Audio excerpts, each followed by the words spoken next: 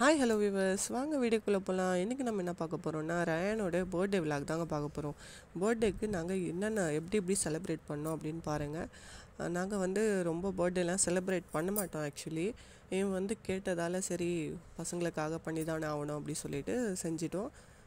இது தாங்க அவனோட பர்த்டே ட்ரெஸ்ஸு. ஏன்னா நாங்கள் டான்ஸ்க்கு வாங்கின ட்ரெஸ்ஸே அப்படியே பர்த்டேக்கும் போட்டு விட்டுட்டோம்.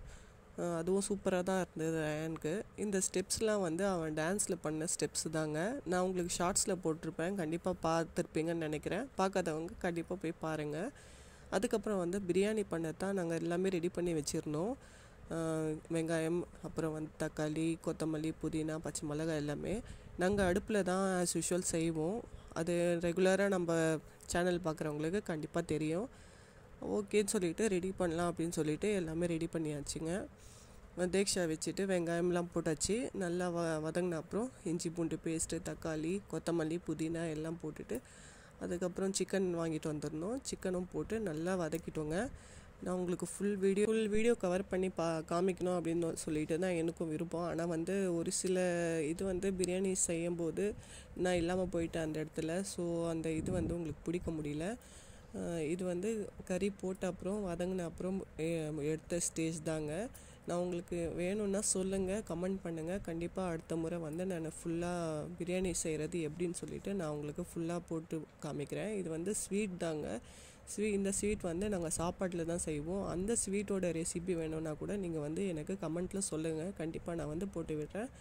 இது அரிசி போட்டாச்சுங்க. நெக்ஸ்ட்டு ஸ்டெப்பு அரிசி போட்ட அப்புறம் எடுத்த வீடியோ தான் இது. ஃபுல்லாகவே நாங்கள் க்ளோஸ் பண்ணியாச்சு. எல்லாம் தம் பண்ணுற ஸ்டேஜ்க்கு வந்தாச்சு. அதுக்கப்புறம் பார்த்திங்கன்னா நாங்கள் கடைசியில் தான் எலுமிச்சைப்பழம் அதுக்கப்புறம் கலர்லாம் போட்டு சேர்த்து நல்லா மிக்ஸ் பண்ணி விட்டுருவோம். ஏன்னா அந்த கலர் ஃபுல்லாக தெரியும், அப்போ தான் பிரியாணி. இப்படி தாங்க நாங்கள் சமைப்போம். நீங்கள் எப்படி செய்வீங்க அப்படின்னு சொல்லிட்டு கமெண்ட்லாம் சொல்லுங்கள். நாங்கள் செய்கிற மெத்தட் ரெசிபி நான் உங்களுக்கு கண்டிப்பாக ஒரு நாள் ஃபுல் விலாகில் போட்டு விடுறேன். என்ன தான் நம்ம கேஸில் செஞ்சாலும் அடுப்பில் செய்கிற டேஸ்ட் கேஸில் வராதுங்க.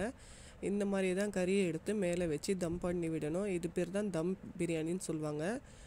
இந்த மெத்தடில் செஞ்சு பாருங்கள், கண்டிப்பாக சுவையாகவும் நல்லாவும் இருக்குங்க.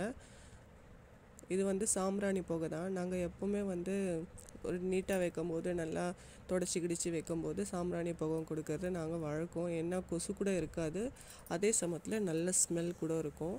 இது தயிர் பச்சடிக்காக தாங்க வெங்காயம் கட் பண்ணிகிட்டு இருந்தேன். அதுக்குள்ளேயே பிரியாணி ரெடி ஆகிடுச்சிங்க. ஸோ எடுத்துகிட்டு இறக்கியாச்சு.